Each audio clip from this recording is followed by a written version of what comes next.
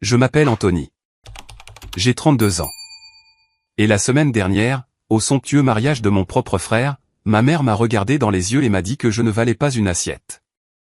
Avant que je vous raconte comment je suis parti avec un chèque de 10 000 € et les ai laissés hurler dans l'allée, dites-moi d'où vous regardez dans les commentaires. Je les lis absolument tous.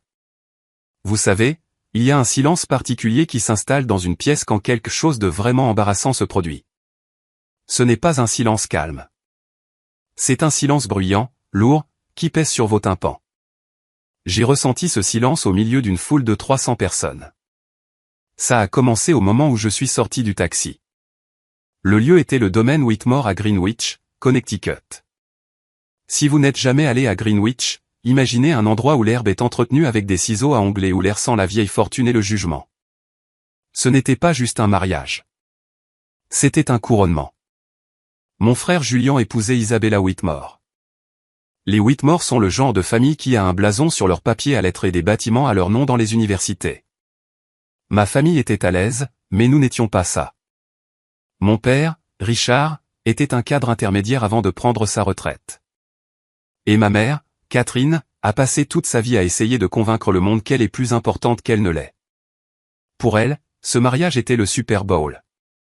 C'était son avènement. J'ai ajusté ma cravate dans le reflet de la vitre du taxi. J'avais dépensé une bonne partie de mon salaire pour ce costume.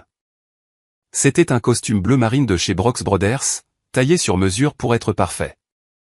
Je voulais être à la hauteur. Je voulais les rendre fiers. Mon Dieu, même dire ça maintenant me fait passer pour un idiot. Mais quand on est le mouton noir, ou peut-être juste le mouton invisible, on n'arrête jamais vraiment d'essayer d'être vu. L'allée était un défilé de richesses. J'ai regardé une Rolls-Royce vintage s'arrêter devant moi, puis une Ferrari rouge vif, puis une Porsche Cayenne. Les voituriers sprintaient dans tous les sens comme s'ils participaient aux Jeux Olympiques. J'ai payé mon chauffeur de taxi, un type nommé S, qui avait passé l'heure de route depuis le Queens à me parler de sa sciatique. Bonne chance, gamin, m'a dit S en sortant. Ne laisse pas les riches te mordre. J'ai serré, S, ai-je dit. J'ai remonté le chemin de gravier vers l'entrée principale. C'était spectaculaire, je dois l'admettre. Des roses blanches partout. Un quatuor à cordes jouant quelque chose qui ressemblait à du Vivaldi. C'était parfait. À l'entrée, il y avait une lourde table en chêne tenue par deux jeunes femmes avec des iPads et des casques. On aurait dit qu'elles gardaient l'entrée du Pentagone. Derrière elles se tenait un agent de sécurité qui avait l'air de mâcher des cailloux au petit déjeuner. Je me suis approché de la table en souriant. Non, a demandé l'une des femmes. Elle n'a pas levé les yeux. Anthony Palmer, ai-je dit. Frère du marié. J'ai ajouté cette dernière partie avec un peu de fierté. Après tout, j'étais le frère. Ça devait bien compter pour quelque chose, non? Le doigt de la femme a plané sur l'iPad. Elle a fait défiler. Puis elle s'est arrêtée. Ses sourcils se sont froncés. Elle a regardé sa collègue. Puis elle a levé les yeux vers moi et son expression a changé. Ce n'était plus accueillant. C'était plein de pitié. Oh, a-t-elle dit. Monsieur Palmer, c'est ça?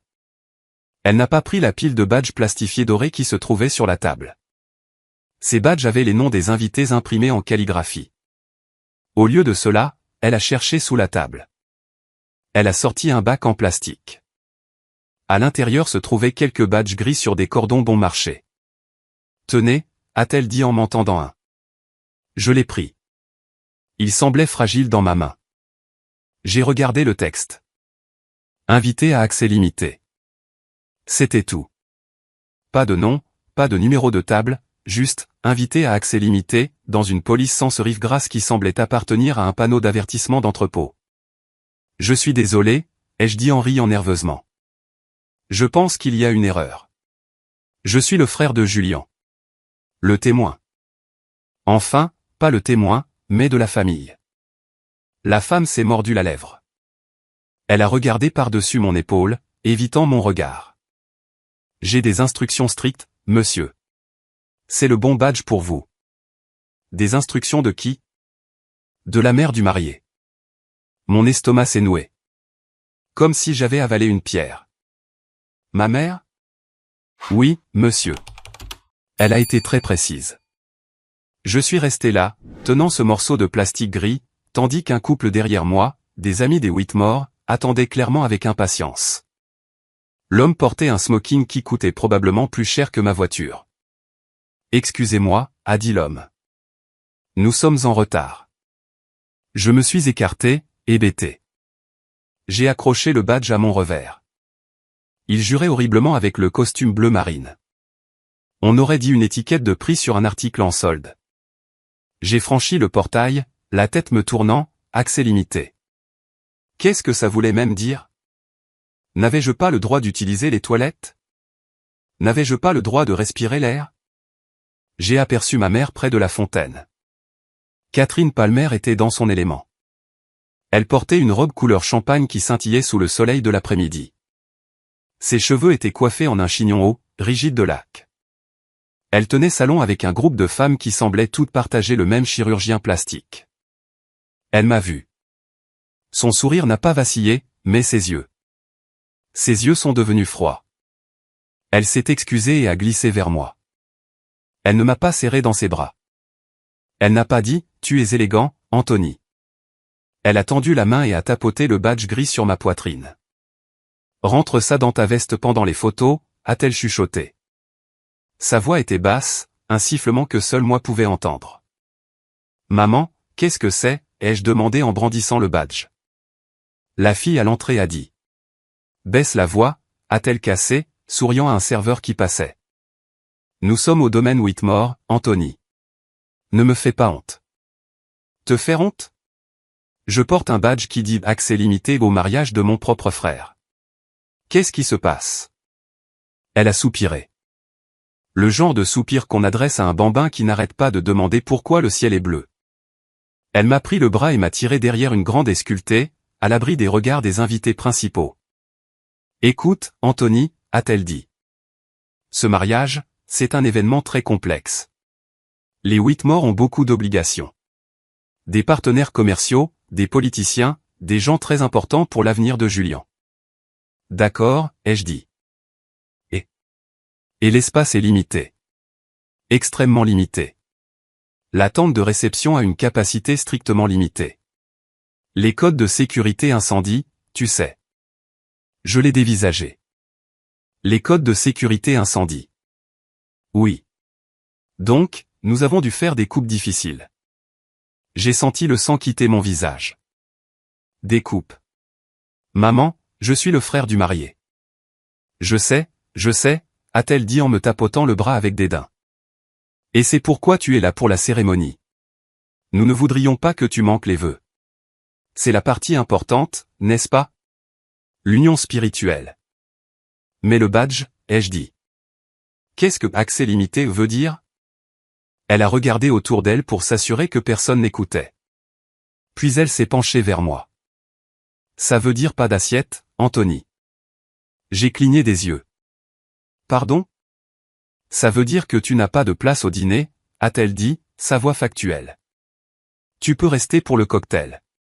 Bien sûr, il y aura plein de hors-d'œuvre, mais quand la réception commencera, tu devras. Eh bien, te faire discret. Je ne pouvais plus parler. Mon cerveau essayait de traiter le niveau de manque de respect. Pas d'assiette, pas de place. Tu as échangé ma place, ai-je réussi à articuler. Pour qui? Un type avec qui Julian travaille. Monsieur Sterling est le PDG de la firme de Julian, a-t-elle sifflé. C'est crucial pour la carrière de Julian qu'il soit là. Et sa femme, et leur fille. On ne pouvait pas les mettre n'importe où. Alors, tu m'as viré. Tu dramatises, a-t-elle dit, vérifiant son reflet dans son poudrier. Ce n'est pas personnel, Anthony. C'est de la logistique. De plus, tu n'apprécierais pas le dîner de toute façon. C'est tout du service à la française et des discours ennuyeux. Tu serais mal à l'aise. Elle a refermé le miroir et m'a regardé. Regarde juste la cérémonie. Mange quelques crevettes au cocktail. Laisse ton cadeau et rentre à la maison. Tu travailles demain, n'est-ce pas? Tu te plains toujours du travail. J'ai senti une main sur ma poitrine. J'ai réalisé que c'était ma propre main, agrippant la poche intérieure de ma veste. Dans cette poche se trouvait une épaisse enveloppe de couleur crème. À l'intérieur de cette enveloppe se trouvait un chèque de banque de 10 000 euros. 10 000 euros. Laisse le cadeau, ai-je répété lentement. Oui, a-t-elle dit. La table des cadeaux est juste à l'entrée de la tente. Assure-toi de le mettre dans la boîte avant de partir. Et Anthony, s'il te plaît, essaie d'avoir l'air heureux. Les gens regardent. Elle a affiché un sourire éblouissant et faux à quelqu'un par-dessus mon épaule, m'a tapoté la joue une petite tape sèche et piquante et s'est éloignée. Je suis resté là, derrière la haie. J'entendais le quatuor à cordes jouer. J'entendais les rires des invités. Je sentais le parfum cher et les fleurs fraîches. Et j'ai senti quelque chose se briser en moi. Ce n'était pas une rupture bruyante. C'était silencieux. C'était le son d'un câble qui cède sous une trop grande tension. Pendant 32 ans, j'avais été le bon fils. Le fils tranquille. Celui qui comprenait. Celui qui s'effaçait. Mais en touchant le contour de ce chèque dans ma poche, j'ai réalisé quelque chose. Je n'étais pas seulement un invité avec un accès limité à un mariage. J'étais un invité avec un accès limité à cette famille. Et j'en avais fini de payer le droit d'entrée. Pour comprendre pourquoi je ne me suis pas simplement retourné pour partir sur le champ, il faut comprendre l'histoire. Il faut comprendre que dans la maison Palmer, il y avait une hiérarchie. Ce n'était pas subtil. C'était gravé dans la pierre. Au sommet, il y avait Julian, l'enfant en or, le prince. En bas, il y avait moi, Anthony, le rechange, le second choix. Julian a 3 ans de plus que moi. Dès sa naissance, il ne pouvait rien faire de mal. Il était beau, athlétique et charmant de cette manière superficielle que les adultes adorent. J'étais plus calme, studieux, un peu maladroit. Mon père, Richard, n'était pas méchant. Il était juste absent. Même quand il était dans la pièce, il n'était pas vraiment là.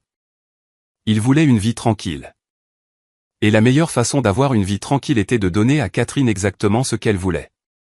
Si Catherine disait que Julian avait besoin de nouveaux crampons, Julian avait les meilleurs crampons. Si Catherine disait qu'Anthony n'avait pas besoin de tuteur parce qu'il n'était tout simplement pas académique, alors Anthony n'avait pas de tuteur. Il est difficile d'expliquer ce que c'est que de grandir comme le bouc émissaire d'un enfant en or. Ce ne sont pas toujours de grands moments dramatiques. C'est la mort par 1000 coupures. C'est le fait que les dessins de Julian étaient encadrés et accrochés dans le couloir tandis que les miens étaient classés à la poubelle. C'est le fait que lorsque Julian obtenait un C en maths, c'était la faute du professeur. Quand j'obtenais un B, je ne faisais pas assez d'efforts. Mais si je devais identifier le moment où j'ai réalisé que je ne comptais pas pour eux, ce serait en 2016, lors de ma remise de diplôme universitaire. J'avais travaillé comme un forcené. Je suis allé dans une université d'État parce que mes parents disaient qu'il n'y avait pas assez d'argent dans le fonds d'études pour 2 frais de scolarité privés. Julian, bien sûr, était allé dans une université privée d'arts libéraux qui coûtait 60 000 euros par an. Au moment de mon diplôme, le fonds était à sec. Ce n'était pas grave. J'ai contracté des prêts. J'ai travaillé de nuit dans un entrepôt. J'ai étudié pendant que mes collègues prenaient des pauses cigarettes. J'ai obtenu mon diplôme magna cum laude avec une licence en comptabilité. J'étais fier. J'allais enfin avoir un salaire, une carrière, une vie. La cérémonie avait lieu un samedi de mai. J'avais envoyé les dates à mes parents 4 mois à l'avance. Je le leur rappelais chaque semaine. 2 jours avant la remise des diplômes, j'ai appelé à la maison. Alors, à quelle heure vous partez, ai-je demandé. J'ai fait une réservation pour dîner dans ce steakhouse que papa aime. Il y a eu une pause au bout du fil. Une longue et lourde pause. Oh, Anthony, a dit ma mère. Sa voix avait ce ton faussement léger qu'elle utilisait quand elle mentait. Ton père ne te l'a pas dit? Me dire quoi? Nous ne pouvons pas venir, chérie. Je me suis assis sur mon matelas une place dans ma chambre de dortoir. Quoi? C'est Julian, a-t-elle dit. Il vient d'obtenir cette promotion à la société de courtage, le poste d'analyste junior. Nous lui avons promis un voyage de célébration au vignoble. Nous avons déjà réservé le ferry. Mais maman, ai-je dit, la voix tremblante. C'est ma remise de diplôme universitaire. J'obtiens mon diplôme avec mention. Je sais, Et nous sommes très fiers, a-t-elle dit, vérifiant clairement sa montre. Mais une remise de diplôme, c'est juste une cérémonie. C'est ennuyeux, vraiment. Tu restes assis au soleil pendant 4 heures à écouter des discours. La promotion de Julian est une étape importante. C'est son avenir. Tu comprends, n'est-ce pas? Tu as toujours été le compréhensif. Le compréhensif. C'était leur mot de code pour le paillasson. Ouais, ai-je murmuré. Je comprends. C'est mon bon garçon. On t'enverra une carte. Ils n'ont pas envoyé de carte.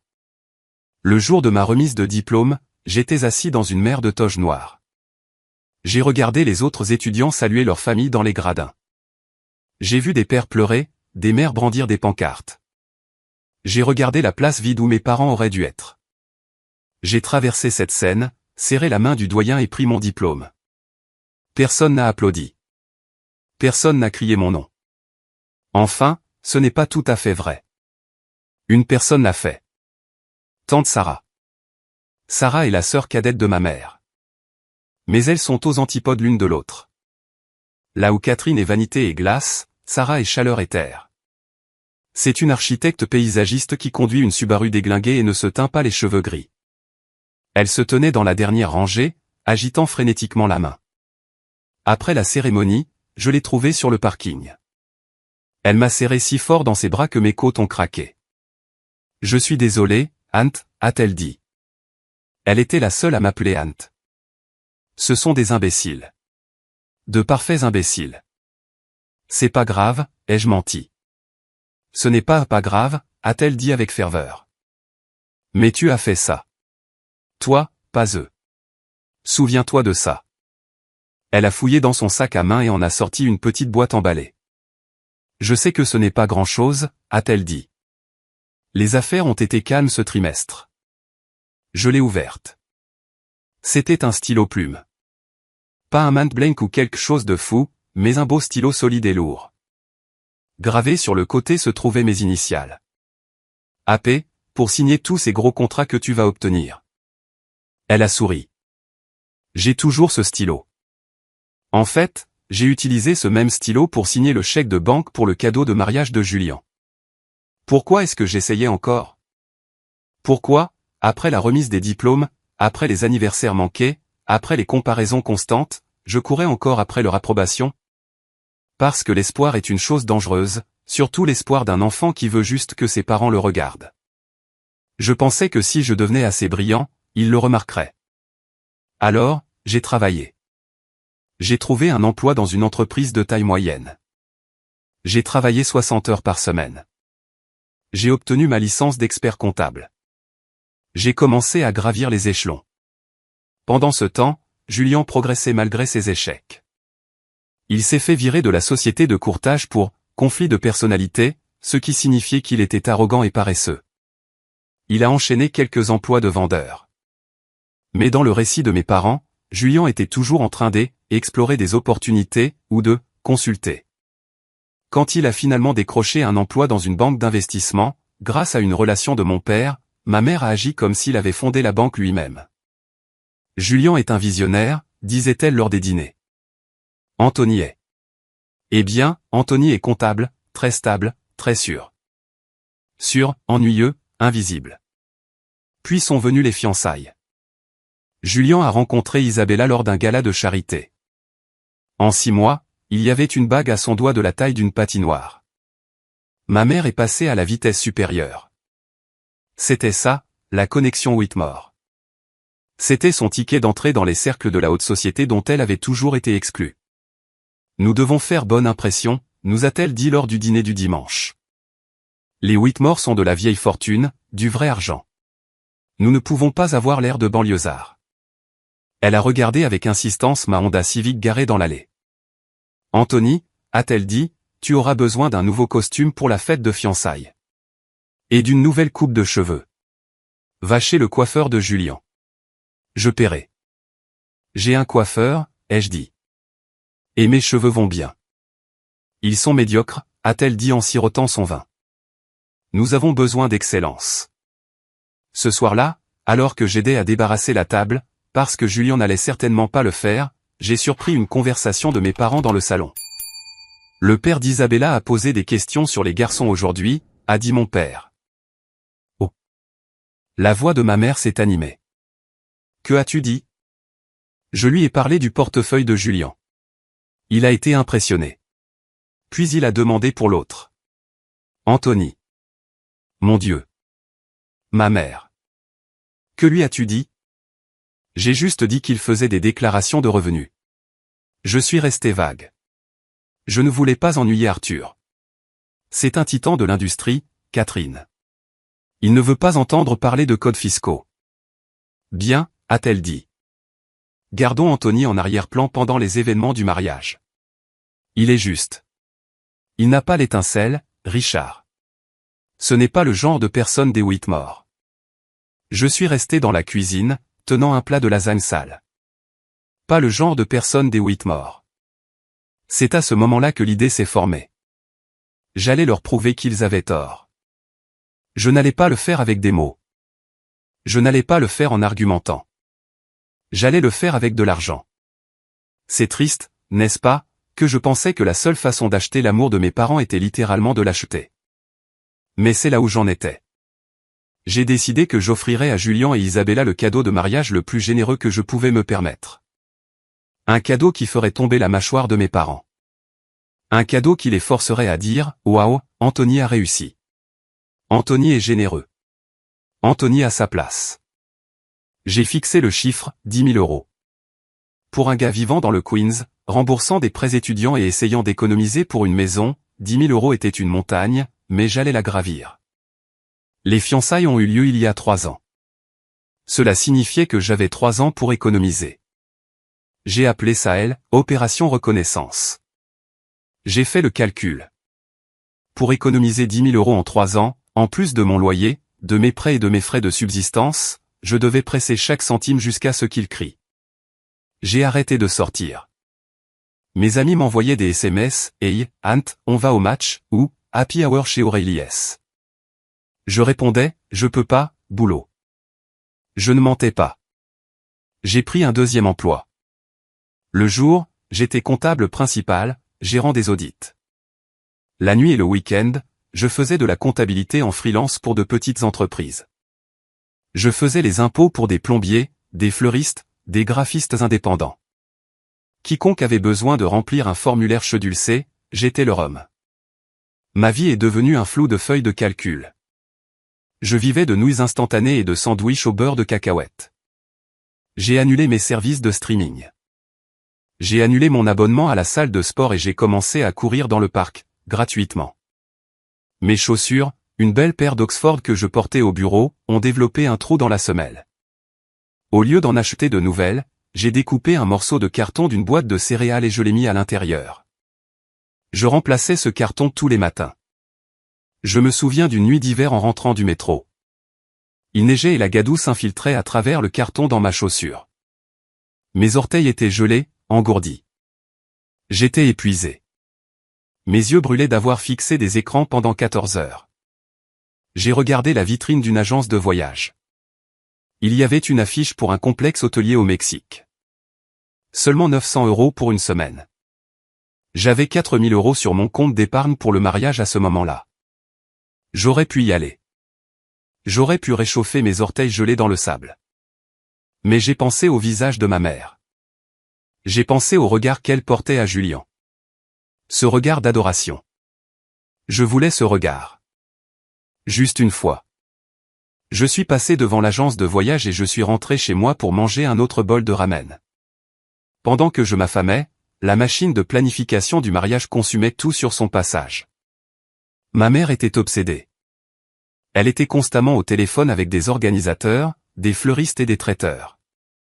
Elle dépensait l'épargne retraite de mon père comme si c'était de l'argent de Monopoly.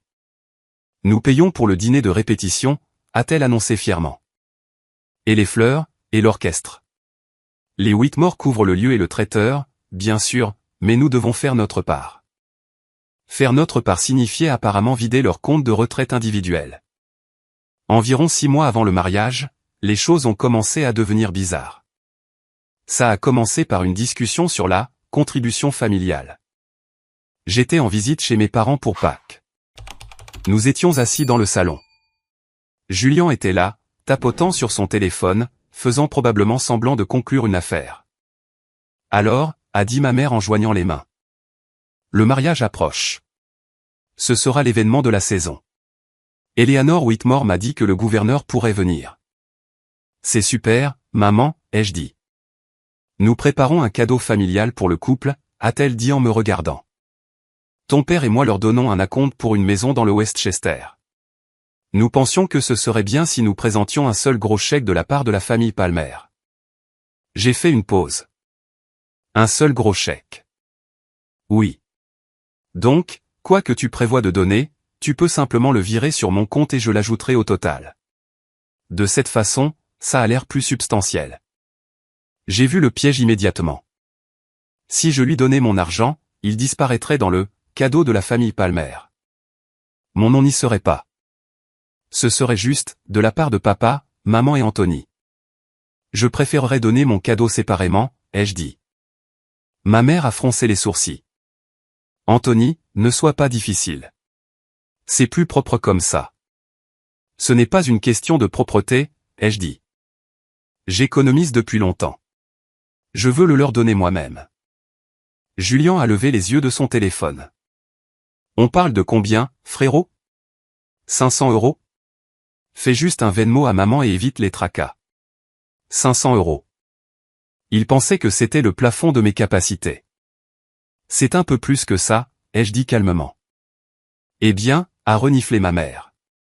Quoi que ce soit, je suis sûr que c'est un beau geste, mais vraiment, Anthony, les chèques séparés sont si ringards. Ça a l'air décousu. Je le donne séparément, maman. C'est ma décision finale. Elle m'a fusillé du regard. Bien. Fais comme tu veux. Ne nous embarrasse juste pas avec quelque chose de bon marché.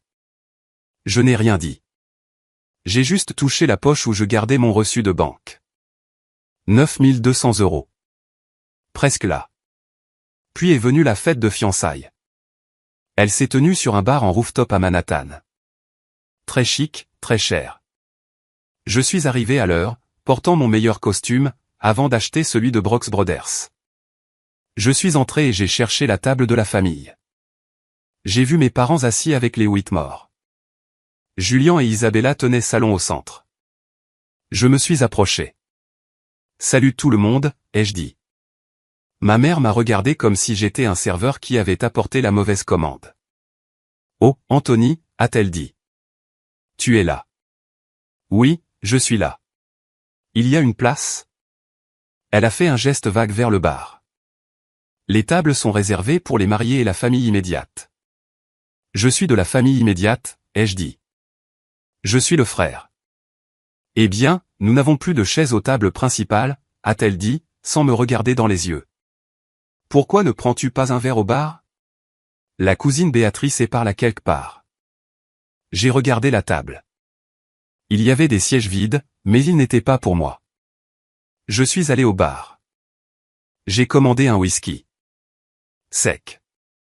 Je suis resté là et j'ai regardé ma famille rire et trinquer avec les Whitmore. J'ai regardé mon père taper dans le dos de Monsieur Whitmore. J'ai regardé ma mère s'extasier devant la bague d'Isabella. J'étais assez proche pour entendre, mais assez loin pour être invisible. Monsieur Whitmore a demandé, alors, Julien, ton frère, quelle est sa spécialité? Julien a ri. Anthony? Sa spécialité, c'est de compter ses sous. Le gars conduit toujours une Civic de 2010. Je n'arrête pas de lui dire de changer, mais tu sais, certaines personnes manquent juste d'ambition. La table a ri. Mon père a ri. Ma mère a ri le plus fort. J'ai serré mon verre si fort que j'ai cru qu'il allait se briser. Manquer d'ambition. Je travaillais 2 emplois. Je construisais un portefeuille. J'économisais 10 000 € pour te les donner, espèce de connard arrogant. J'avais envie d'aller là-bas et de lui jeter mon verre au visage. J'avais envie de crier. Mais je ne l'ai pas fait, parce que je jouais encore la carte de la patience. Je me suis dit, attends jusqu'au mariage. Attends que je remette ce chèque. Alors ils verront. Alors ils devront me respecter. J'ai fini mon verre, je l'ai posé sur le comptoir et je suis sorti. Personne n'a remarqué que j'étais parti. Ce soir-là, je suis rentré chez moi et j'ai viré les derniers 800 € sur mon compte d'épargne. Le solde indiquait 10 000 €. J'ai fixé l'écran. J'avais réussi. J'ai ressenti un mélange de fierté et de nausée. J'avais l'argent. J'avais le billet. Mais alors que j'étais allongé dans mon lit cette nuit-là, écoutant les sirènes à l'extérieur de ma fenêtre, une pensée s'est glissée dans mon esprit. Une pensée sombre et froide. Et si ce n'était pas assez? Et si rien n'était jamais assez? J'ai repoussé cette pensée. Ça devait être assez. 10 000 € était une somme d'argent importante. C'était un acompte sur une voiture. C'était une partie d'une hypothèque. C'était du respect sous forme de papier. Je suis allé à la banque le lendemain et j'ai obtenu le chèque de banque. Je l'ai tenu dans mes mains. Il semblait lourd. Pas physiquement, mais métaphoriquement. Il portait le poids de 3 ans de fêtes manquées, d'orteils froids et de dîners solitaires. J'ai acheté une carte épaisse de couleur crème. J'ai écrit un message à l'intérieur. Chers Julien et Isabella, je vous souhaite une vie de bonheur. Avec amour, Anthony. Simple, chic. J'ai scellé l'enveloppe. J'étais prêt. Du moins, c'est ce que je pensais. La semaine du mariage a été chaotique. La conversation de groupe, qui incluait mes parents, Julien et moi, explosait d'horaires, de codes vestimentaires et de demandes de dernière minute de ma mère. Essayage de la robe de la mère du marié à 14 h. Tout le monde doit être sur le lieu du mariage à 10 h samedi pour les photos. Julien, assure-toi de récupérer les alliances. J'ai remarqué qu'aucune tâche ne m'était assignée. Habituellement, le frère du marié Ed va chercher les invités à l'aéroport, aide à l'installation. Rien. J'étais traité comme un invité lointain. Puis est venu le dîner de répétition. Il était prévu pour le vendredi soir dans un restaurant italien exclusif de Greenwich. J'avais demandé l'après-midi de congé. J'avais fait presser mon costume. Le jeudi après-midi, j'ai reçu un SMS de ma mère. Salut, Anthony. Juste pour te prévenir. Le dîner de répétition de demain est strictement réservé aux mariés et aux parents. Très intime. Donc, tu as la soirée de libre. Profite d'une soirée libre en ville. J'ai regardé mon téléphone. Les mariés. Cela signifiait les demoiselles d'honneur et les garçons d'honneur. Julien avait 6 garçons d'honneur. C'étaient tous ses frères de fraternité ou des copains de travail, des gars qu'il connaissait depuis quelques années. Ils étaient invités. Pas moi. J'ai appelé ma mère immédiatement. Maman, tu ne peux pas être sérieuse, ai-je dit quand elle a répondu. Anthony, je suis en pleine réunion avec le fleuriste, a-t-elle dit, agacée. Tu me désinvites du dîner de répétition. Je suis le seul frère du marié. Ce n'est pas une désinvitation, Anthony. Tu n'as jamais été techniquement sur la liste. C'est un petit lieu. Nous devons donner la priorité aux personnes qui ont un rôle dans la cérémonie. Alors, Brad de la fraternité a un rôle, mais pas moi. Brad est un garçon d'honneur. Il se tient aux côtés de Julien. C'est le protocole. Je devrais être un garçon d'honneur. Maman, pourquoi ne suis-je pas un garçon d'honneur? Oh, arrête. Nous en avons discuté. Julien voulait ses amis. C'est son jour. N'en fais pas une affaire personnelle. Je n'en fais pas une affaire personnelle. Je demande pourquoi je suis exclu d'un événement familial. Ce n'est pas un événement familial. C'est une répétition. Tu n'as rien à répéter. Tu es juste assis dans le public. Écoute, je dois y aller. Les arrangements d'Hortensia sont mauvais. Je te vois samedi. Ne sois pas en retard. Elle a raccroché. Je me suis assis sur ma chaise de bureau, fixant l'écran noir de mon téléphone. Ma collègue, Sarah, une autre Sarah, a roulé sa chaise vers moi. Ça va, Anthony? Tu as l'air d'avoir envie de vomir. Je vais bien, ai-je dit. Juste des histoires de famille. Ce soir-là, ma tante Sarah m'a appelé. Ant, a-t-elle dit. Sa voix était basse. Sérieuse. Je dois te dire quelque chose. Qu'est-ce qu'il y a, tante Sarah? Je viens de raccrocher avec ta mère. Elle se vantait de la façon dont elle a géré la liste des invités. Ouais, je sais. Je ne suis pas invité à la répétition. C'est pire que ça, Ant. Elle parlait du plan de table de la réception. Mon estomac s'est serré. Quoi à ce sujet? Elle a dit. Elle a dit qu'elle t'avait déplacé. Déplacé où? Au fond. Elle n'a pas dit exactement, mais elle a dit, j'ai résolu le problème Anthony. Ce sont ses mots. Le problème Anthony. J'ai senti un frisson glacial. Je suis un problème. Elle craint que tu interagisses avec les invités importants des Whitmore. Elle pense que tu vas, je ne sais pas, les ennuyer ou avoir l'air pauvre. C'est maladif, Anthony, honnêtement. Si j'étais toi, je n'irais pas. Je dois y aller, ai-je dit. J'ai le cadeau. Je dois leur montrer. Chérie, cet argent. Ils ne le méritent pas. Tu le sais, n'est-ce pas? Il ne s'agit pas de ce qu'ils méritent, ai-je dit. Il s'agit de qui je suis. Je ne vais pas les laisser m'effacer. D'accord, a-t-elle soupiré. Mais fais attention à toi. Catherine prépare quelque chose. Je n'ai pas beaucoup dormi cette nuit-là. Je me suis tourné et retourné, pensant au « problème Anthony ». À 23h47, mon téléphone a vibré. C'était un SMS de Marcus. Marcus était un vieil ami de l'université. Par pure coïncidence, il travaillait pour l'entreprise d'événementiel qui s'occupait du mariage. Il faisait partie de l'équipe logistique. Message de Marcus, mec, il faut que tu vois ça. Je ne devrais pas t'envoyer ça. Je pourrais me faire virer. Mais c'est dégueulasse. En pièce jointe, une photo. C'était une photo du plan de table principal, celui que les organisateurs utilisent. Il montrait la disposition de la tente de réception. Des tables rondes avec des noms imprimés dessus. J'ai zoomé.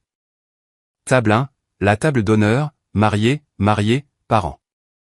Table 2, VIP Whitmore. Table 3, parents Palmer. J'ai parcouru la table 3. Tante Sarah était là. Mes cousins étaient là. Mon nom n'y était pas. J'ai parcouru tout le plan. Table 10, table 20, table 30. Mon nom n'était sur aucune table. Puis je l'ai vu. Dans la marge du plan, à l'encre rouge, se trouvait une note manuscrite. J'ai reconnu l'écriture instantanément. C'était l'écriture saccadée et pointue de ma mère. La note disait « Anthony Palmer, badge accès limité. Pas de repas. Personnel, ne pas placer. » J'ai fixé l'image. Les pixels semblaient me brûler la rétine. Pas de repas. Ne pas placer. Ce n'était pas une erreur. Ce n'était pas un oubli. Ce n'était pas un problème de code de sécurité incendie. C'était un ordre direct. Ma mère avait pris un stylo et m'avait manuellement rayé de l'existence. Elle avait décidé que nourrir son propre fils était un gaspillage de ressources. Je suis resté assis là, dans le noir.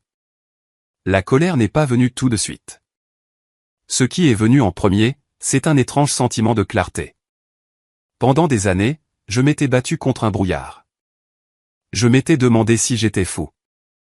Peut-être que je suis juste sensible. Peut-être que je me plains juste. Mais ça. C'était une preuve. C'était la preuve. Ils ne m'aimaient pas. Ils ne m'appréciaient même pas. Pour eux, j'étais un accessoire, une nuisance, un problème à gérer avec un badge gris et un estomac vide. J'ai sauvegardé l'image. Je me la suis envoyée par email. Puis je suis allé à mon imprimante. J'ai imprimé la photo. J'ai imprimé les SMS où ma mère demandait l'argent à l'avance. J'ai mis les papiers dans ma mallette. Puis j'ai pris l'enveloppe de couleur crème avec le chèque de 10 000 €. Une personne normale aurait déchiré le chèque. Une personne normale serait restée à la maison. Mais je ne me sentais pas normal. Je me sentais quelque chose de dangereux. J'allais aller à ce mariage. J'allais porter ce badge gris. J'allais les laisser m'humilier une dernière fois. Et puis, quand le moment serait venu, j'allais réduire leur petit monde parfait en cendres. Ce qui nous ramène à la haie. Après que ma mère se soit éloignée, me laissant avec la bombe du « pas d'assiette », je suis resté là 1 minute pour me ressaisir. J'ai vérifié ma poche. Le chèque était là. Les papiers pliés avec la photo de Marcus étaient là. Je me suis dirigé vers la zone de la cérémonie. Elle était installée sur la grande pelouse. Des rangées de chaises en bois blanc avec des coussins en velours faisaient face à une immense arche florale. Un placeur, un jeune homme qui avait l'air terrifié, a regardé mon badge gris. Monsieur, les invités à accès limité sont là-bas. Il a pointé la toute dernière rangée. Derrière la dernière rangée de chaises en bois, il y avait une petite ligne de chaises pliantes en métal, du genre de celles qu'on voit à une réunion de parents d'élèves. Bien sûr, ai-je dit. Je suis passé devant ma famille. J'ai vu mon père assis au premier rang, l'air digne dans son smoking. J'ai vu tante Sarah au 2e rang. Elle s'est retournée, m'a vu, et ses yeux se sont écarquillés. Elle m'a fait signe de venir m'asseoir à côté d'elle. J'ai secoué la tête et j'ai montré mon badge. Elle a semblé confuse. Je me suis assis sur la chaise en métal. Elle était froide. J'étais la seule personne là derrière. Quelques membres du personnel se tenaient à proximité en chuchotant. La cérémonie a commencé. La musique a enflé. Isabella a remonté l'allée. Elle était magnifique. Je lui accorde ça. Julien ressemblait à un mannequin d'une publicité GQ. Ils ont échangé leurs vœux. Ma mère s'est tamponnée les yeux avec un mouchoir en dentelle, jouant parfaitement le rôle de la mère éplorée et joyeuse. À la fin de la cérémonie, les invités ont applaudi. Julien et Isabella se sont embrassés. Ils ont redescendu l'allée, rayonnant, tandis que les invités se dirigeaient vers la tente de réception. Une immense structure lumineuse avec des lustres suspendus au plafond. Je me suis levé. J'ai rejoint le flot de la foule. Je voulais voir jusqu'où je pouvais aller. À l'entrée de la tente, il y avait un point de contrôle. Le même agent de sécurité de l'entrée principale était là. Il a arrêté un couple devant moi, a vérifié leur badge doré et a souri. Bienvenue, table 14. Puis il m'a vu. Il a vu le badge gris. Il s'est placé devant moi, bloquant le passage. Il n'a pas souri. Monsieur, a-t-il dit. Cette zone est réservée aux invités avec un accès doré. Je veux juste déposer mon cadeau, ai-je dit en levant l'enveloppe. La table des cadeaux est à l'intérieur, a-t-il dit. Je peux le prendre pour vous. Non, ai-je dit. Je dois le mettre dans la boîte moi-même. Il a de la valeur. Il a hésité. Je ne peux pas vous laisser entrer, monsieur. Ordre strict. Juste à ce moment-là, ma mère est apparue. Elle avait rôdé près de l'entrée, saluant les VIP. Elle a vu l'agitation et s'est précipitée. Anthony, a-t-elle sifflé. Qu'est-ce que tu fais? Je t'ai dit de partir. J'essaie de donner mon cadeau, maman, ai-je dit fort. Quelques têtes se sont tournées. Baisse la voix, a-t-elle dit. Donne-le au garde. Il le mettra. Je veux voir la réception, maman. Je veux voir où je ne suis pas assis. Tu fais une scène, a-t-elle dit, ses yeux balayant les alentours. Par maintenant. Y a-t-il un problème ici? La voix était froide, autoritaire et terrifiante. C'était Eleanor Whitmore. La mère d'Isabella est sortie de la tente. C'était une grande femme aux cheveux argentés et aux yeux qui pouvaient couper du verre. Elle a regardé ma mère, puis le garde, puis moi. Madame Whitmore, a balbutié ma mère, son visage devenant rose. Aucun problème. Juste. Mon fils Anthony était sur le point de partir. Il ne se sent pas bien. Je me sens très bien, ai-je dit. Eleanor a regardé mon badge. Ses yeux se sont plissés. Accès limité. Je ne savais pas que nous avions différents niveaux d'invités. C'est juste de la logistique, a dit ma mère, transpirant maintenant. Ça veut dire que je n'ai pas de repas, ai-je dit. J'ai regardé Eleanor droit dans les yeux. Ma mère m'a retiré de la liste du traiteur pour faire de la place aux partenaires commerciaux de Julien. La foule autour de nous avait cessé de bouger. Le silence était de retour, ce silence lourd et suffocant. Est-ce vrai, Patricia, a demandé Eleanor, utilisant le prénom légal de ma mère. Elle détestait le prénom Patricia. Bien sûr que non, a menti ma mère. Anthony est confus. Il a été sous beaucoup de stress. J'ai la note, ai-je dit. J'ai fouillé dans ma poche et j'ai sorti le papier plié. La photo que Marcus m'avait envoyée. Je l'ai dépliée. C'est le plan de table, ai-je dit en le brandissant pour qu'Eleanor et les 20 personnes à proximité puissent le voir. C'est ton écriture, maman. L'invité recevra un badge d'accès limité. Pas de repas. Ne pas placer. Ma mère est devenue blême. Elle ressemblait à un fantôme. Julien et Isabella étaient revenus voir ce qui retardait les choses. Qu'est-ce qui se passe, bordel, a exigé Julien. Anthony, pourquoi tu gâches mon mariage? Je ne gâche rien, ai-je dit. Je clarifie juste la logistique. Je me suis tourné vers Julien. Je suis venu ici aujourd'hui pour te donner ça. J'ai brandi l'enveloppe crème. J'ai passé 3 ans à économiser pour ça, Julien. 3 ans à travailler 2 emplois. 3 ans à manger des ramen. 3 ans à porter du carton dans mes chaussures. J'ai ouvert l'enveloppe. J'ai sorti le chèque. 10 000 €. Un hoquet de surprise a parcouru la foule. 10 000 €, c'est beaucoup d'argent, même pour les gens riches, mais pour un raté comme moi, c'était une déclaration. Je voulais prouver que j'étais assez bien, ai-je dit, la voix tremblant légèrement maintenant. Je voulais acheter ma place dans cette famille. Mais j'ai réalisé quelque chose aujourd'hui. En étant debout dans la dernière rangée avec les chaises pliantes. J'ai regardé mon père, qui se tenait derrière ma mère, fixant ses chaussures. Lâche. On ne peut pas acheter ce qui n'est pas à vendre, ai-je dit. Et votre respect, votre amour.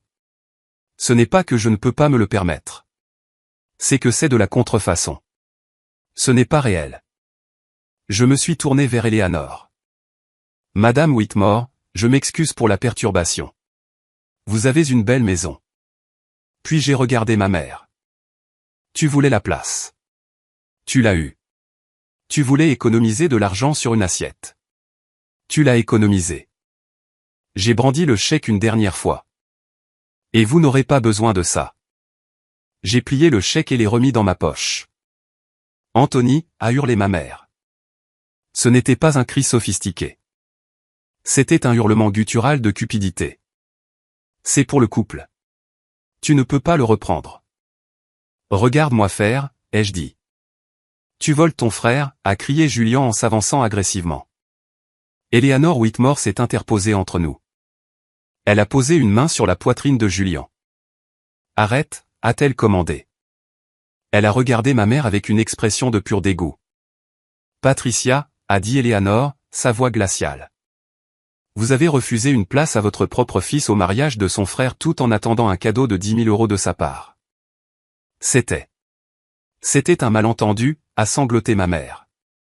C'était de la cruauté, a dit Eleanor. Et les Whitmore ne tolèrent pas la cruauté.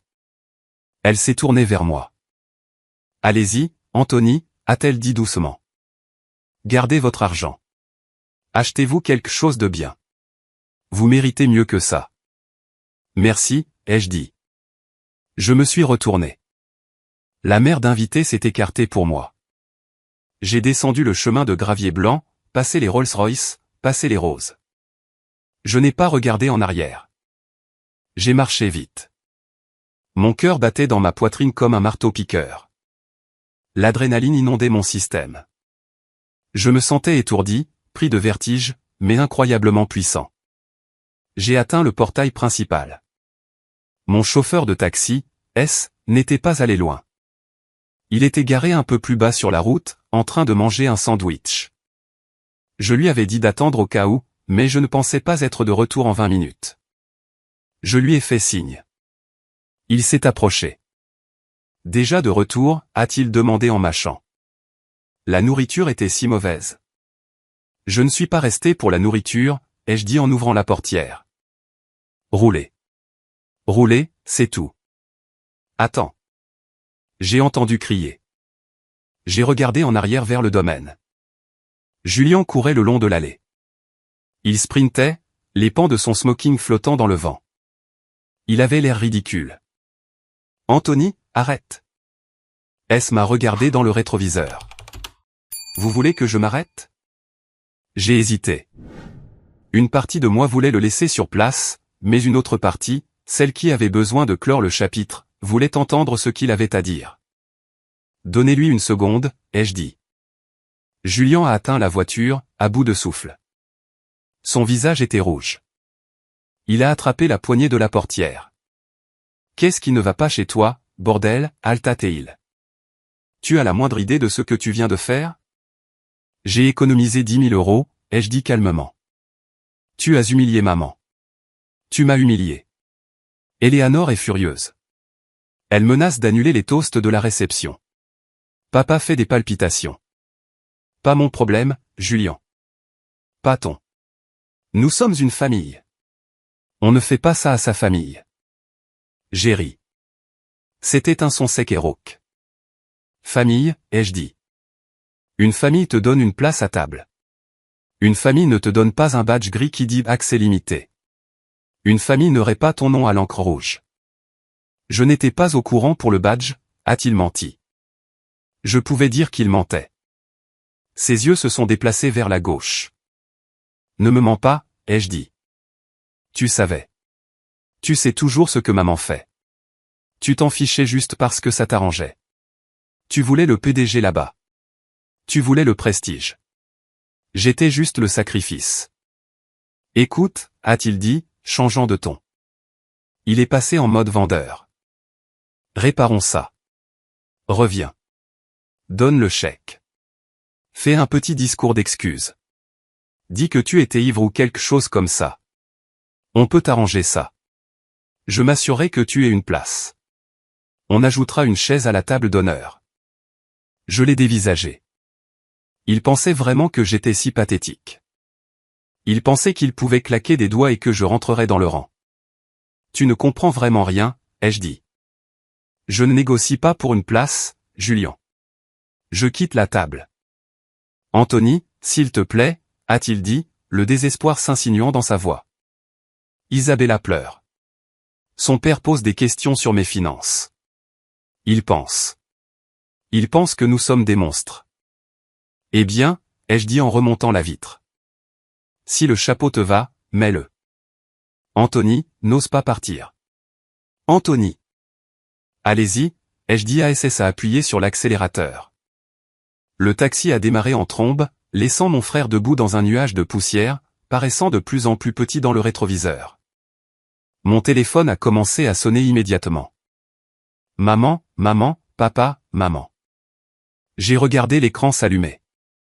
Je n'ai pas répondu. Puis mon père a laissé un message vocal. J'ai attendu 1 minute, puis je l'ai écouté. Anthony. Sa voix semblait faible, tremblante. Ta mère est inconsolable. Elle est par terre dans la suite nuptiale. Tu dois revenir. Tu dois réparer ça. Pourquoi dois-tu toujours être si difficile? Reviens juste et excuse-toi. S'excuser. Il voulait que je m'excuse. Il n'a pas demandé si j'allais bien. Il n'a pas demandé ce que ça faisait d'être traité comme une ordure. Il voulait juste que le bateau arrête de tanguer. Il voulait retrouver sa vie tranquille. J'ai senti le dernier lien se rompre. Ce cordon invisible qui lie un enfant à ses parents, peu importe à quel point ils sont abusifs, il s'est brisé. Je lui ai répondu par SMS. 2 mots. C'est fini. Puis j'ai bloqué son numéro. J'ai bloqué maman. J'ai bloqué Julien. Je me suis adossé au siège. J'ai pris une profonde inspiration. L'air dans le taxi sentait le vieux cuir et le désodorisant au pain. Mais pour moi, il sentait la liberté. J'ai touché ma poche. Le chèque était toujours là. Où allons-nous, a demandé S. Queens, ai-je dit. Ramenez-moi à la maison. Compris, patron. J'ai regardé par la fenêtre la campagne du Connecticut défiler, les murs de pierre, les pelouses manucurées, le monde dont je n'avais jamais eu le droit de faire partie. C'était fini. Le jeu était terminé. Je n'étais plus le rechange. Je n'étais plus l'invité à accès limité. J'étais Anthony. Et j'avais 10 000 € et une toute nouvelle vie à commencer. Le silence qui a suivi mon départ n'était pas vide. Il était lourd, comme l'air avant un orage. Mais pour la première fois de ma vie, je n'étais pas celui qui se tenait sous la pluie. Je la regardais à distance de sécurité. J'ai passé les premières 24 heures dans mon appartement du Queens. Téléphone éteint, store baissé. J'ai dormi. Je ne veux pas dire que j'ai fait une sieste. Je veux dire que j'ai dormi 14 heures d'affilée. Le genre de sommeil profond, comateux, que votre corps exige quand il a fonctionné au cortisol et à l'adrénaline pendant 3 décennies. Quand je me suis réveillé le dimanche matin, le soleil frappait la peinture écaillée de mon plafond et j'ai ressenti quelque chose d'étrange. Je n'avais pas peur. Je n'étais pas anxieux. J'étais léger. J'ai allumé mon téléphone. Les notifications ont déferlé comme un raz-de-marée. 47 appels manqués. 82 messages textes. Maman, Anthony, décroche. C'est une urgence. Maman, tu es égoïste. Papa, ta mère est malade. Appelle-nous. Julien, tu dois réparer ça. Eleanor parle de revoir le fonds en fiducie. Appelle-moi maintenant. Je les ai parcourus, détachés, comme si je lisais le script d'un feuilleton que je ne regardais plus. Je n'ai pas répondu. Je n'ai pas ressenti le besoin de m'expliquer. C'était l'ancien Anthony. Le nouvel Anthony avait un chèque de 10 000 € dans son portefeuille et une colonne vertébrale en acier. Le lundi matin, je suis entré dans ma banque. C'était la même agence où j'ai déposé chaque centime supplémentaire pendant 3 ans. La même caissière, Madame Gable, était là. C'était une gentille dame qui me donnait toujours une sucette même si j'étais un homme de 32 ans. Monsieur Palmer, a-t-elle souri. Déjà de retour? Je pensais que vous aviez retiré ce gros chèque pour un mariage. C'est ce que j'ai fait, ai-je dit en glissant l'enveloppe crème sur le comptoir. Changement de plan, Madame Gable. Le mariage a dépassé le budget. Elle m'a regardé, confuse, puis a ouvert l'enveloppe. Elle a vu le chèque. Oh, mon Dieu, a-t-elle dit. Vous voulez le redéposer? Oui, s'il vous plaît. Elle a tapé sur son clavier, la machine a vrombi. Elle a tamponné le dos du chèque. Annulé. J'ai fixé ce mot. Annulé. C'était magnifique. Cela signifiait que le contrat était rompu. Cela signifiait que l'obligation avait disparu. Et Madame Gable, ai-je dit.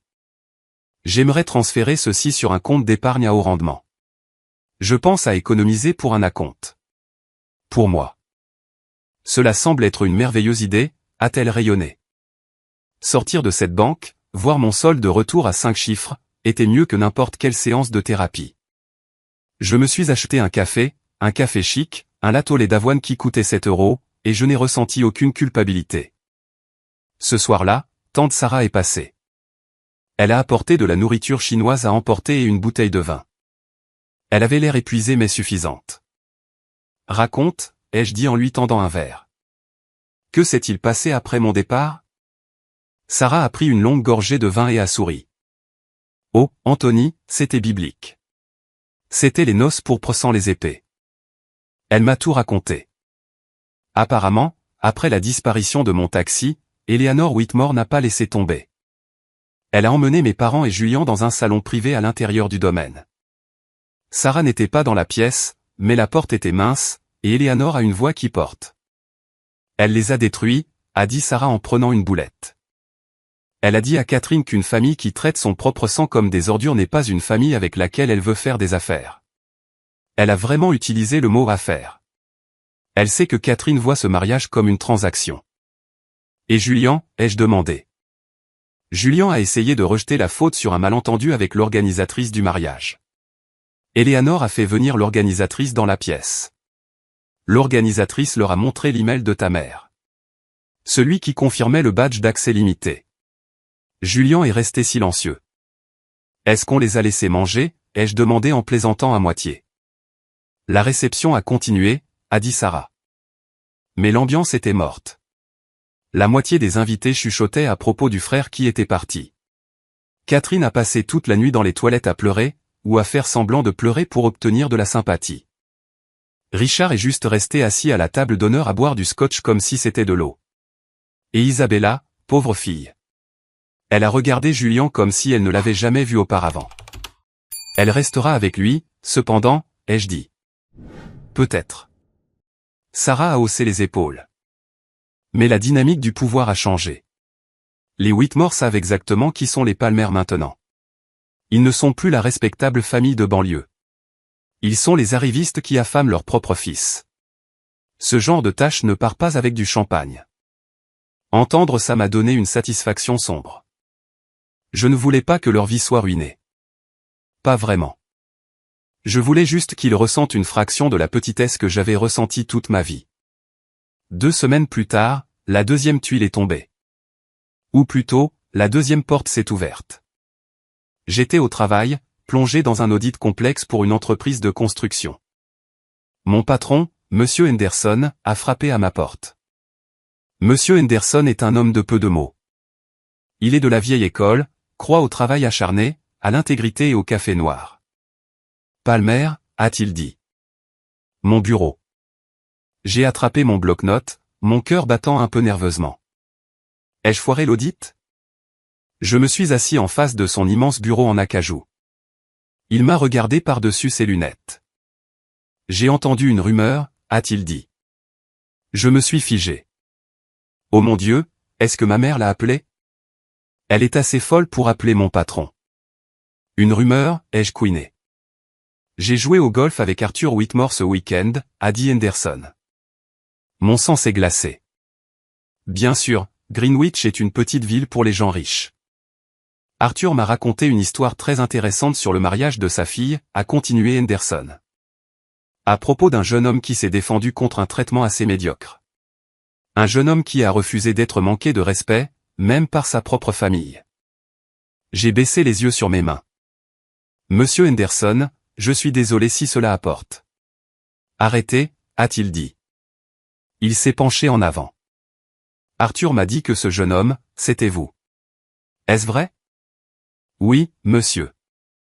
Henderson a hoché la tête lentement. L'intégrité, Palmer, est une denrée rare de nos jours. La plupart des gens auraient ravalé leur fierté juste pour rester sur le testament. Vous êtes parti. Il a ouvert un dossier sur son bureau. Je cherche un nouvel auditeur en chef pour la division Trietta. J'avais besoin de quelqu'un avec du cran, quelqu'un qui peut regarder un client dans les yeux et lui dire que ses chiffres ne collent pas, même quand il hurle. Je pense que je l'ai trouvé. Il a fait glisser un papier sur le bureau. Promotion, auditeur principal en chef, augmentation de 12%, allocation pour une voiture de fonction. Effet immédiat. J'ai regardé le papier, les chiffres étaient flous.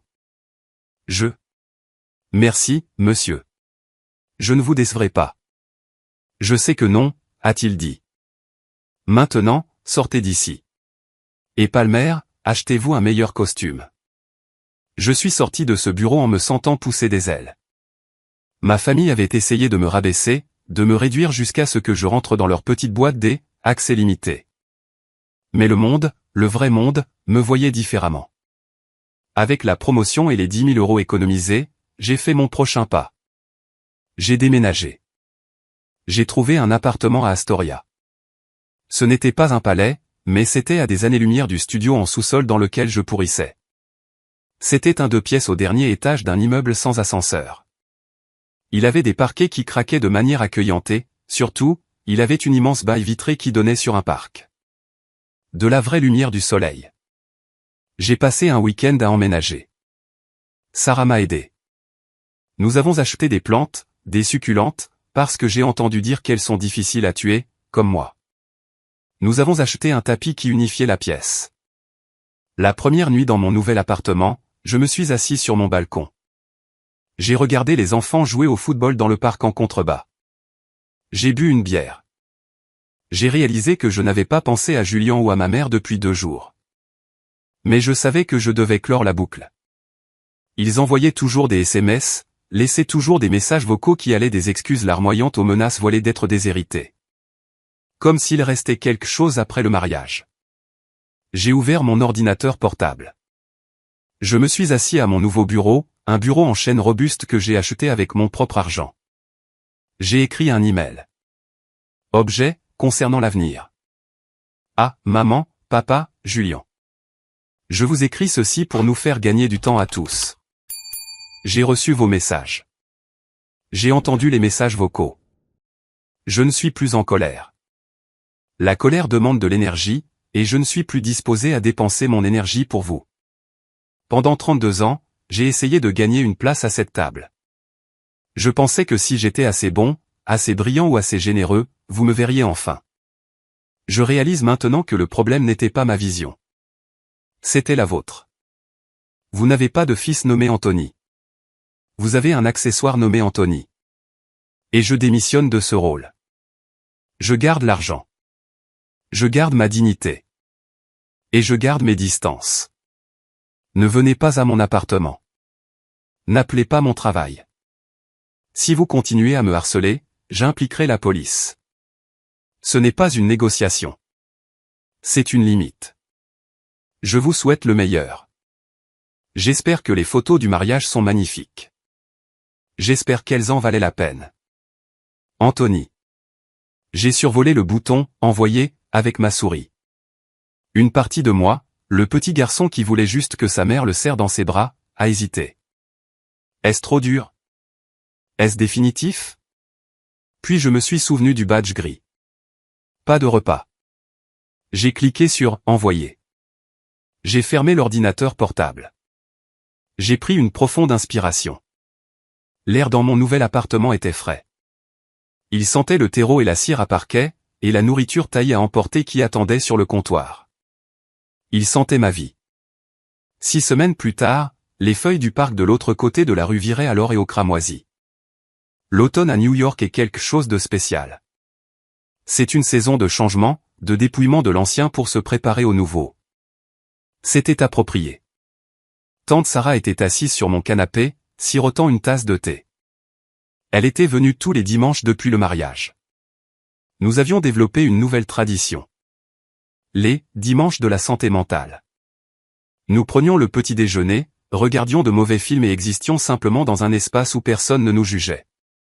Je t'ai apporté quelque chose, a-t-elle dit en fouillant dans son sac. Elle a sorti une photographie encadrée. Je l'ai prise. C'était un tirage brillant de 20x 25 cm. C'était de ma remise de diplôme universitaire en 2016.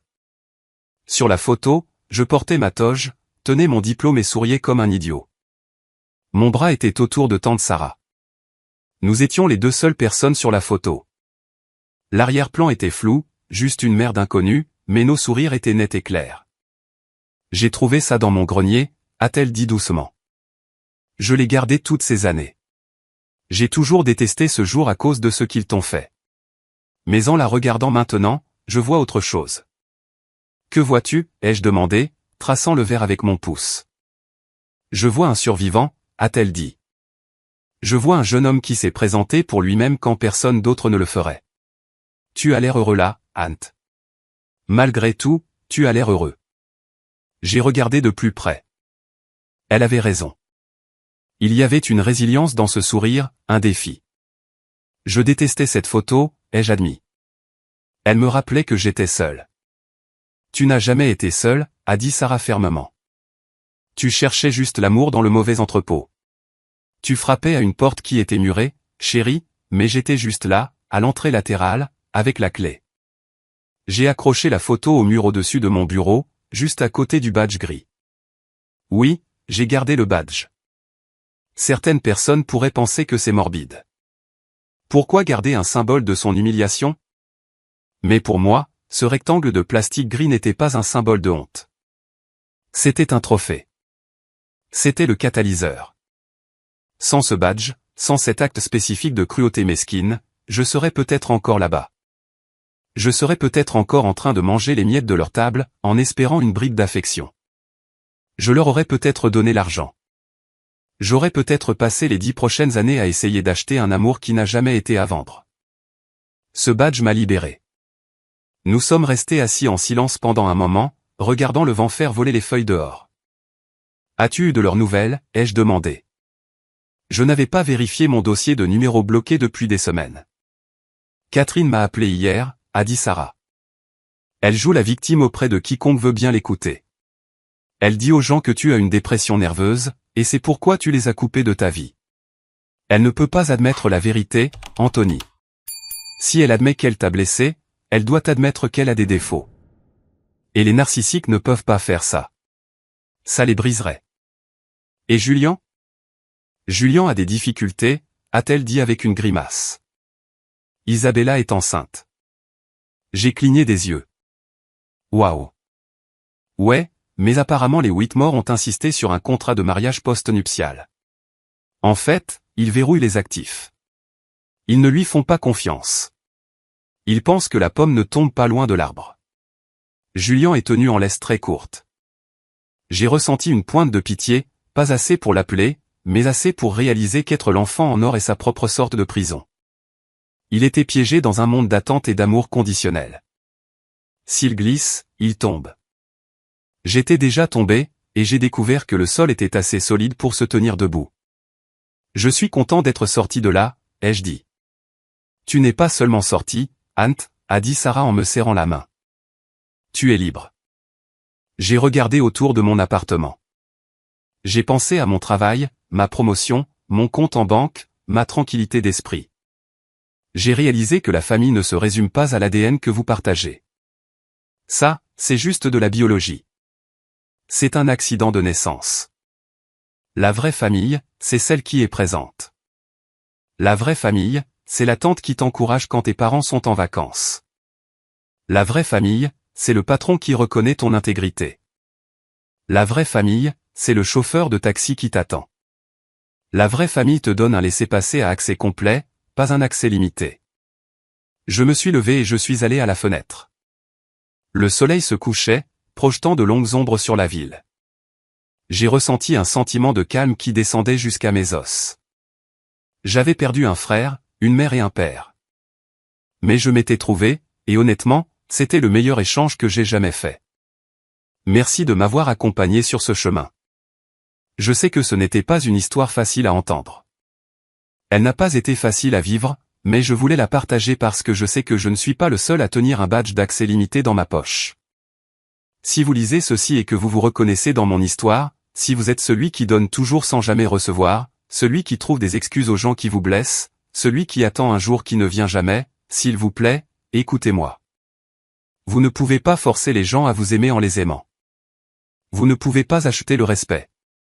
Et vous n'êtes pas obligé de vous immoler par le feu pour tenir les autres au chaud, même si ces personnes sont vos parents.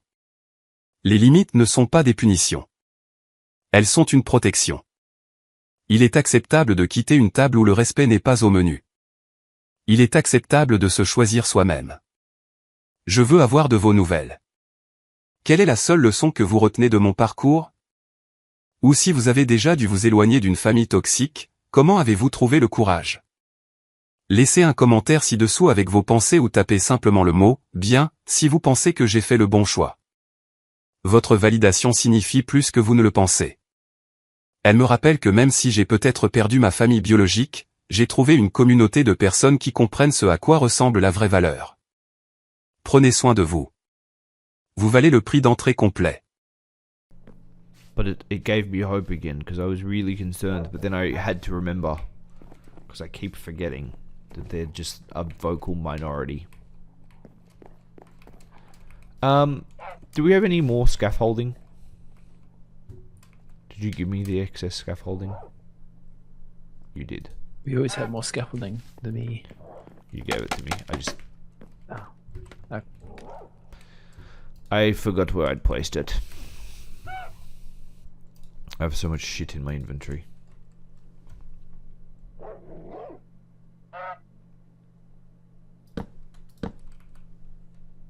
Wait, what the fuck is this person doing here?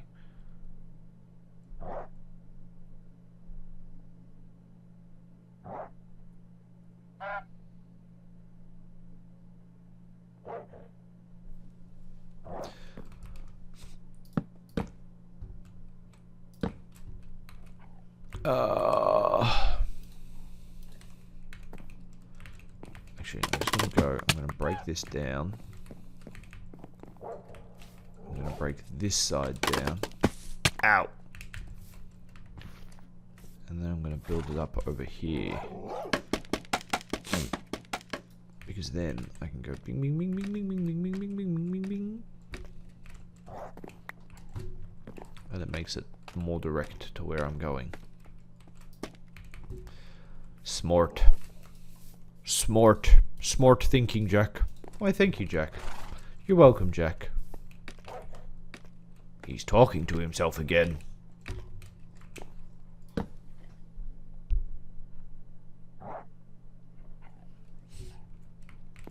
Oh, shit.